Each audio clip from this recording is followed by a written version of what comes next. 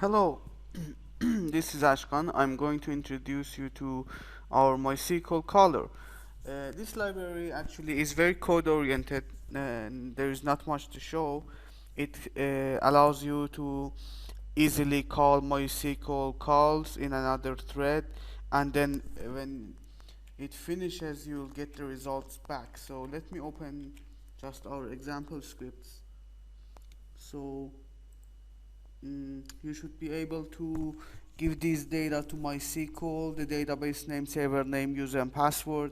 Then as you see, I just use the MySQL caller dot instance dot get connection string with this information. Of course, you can read them from config files, servers, whatever. But I just get them from inspector for the example, and just store it in a variable which I defined uh, here. So now in my GUI call I have three simple buttons for doing different calls. So there are different types of calls. Execute reader, data reader actually is for statements like select. So a data reader will be returned back to you in this R3 variable, which is of type result, and then you can use it to read the data according to MySQL documentation. When the call finishes, this here will be called, so we can check if X, which is sent to us other than R3 that it will be inserted to, has errors, then the call is failed. So print this, else then x dot value will contain the data reader, which you can, for example, see has rows or not, and then read them if it has.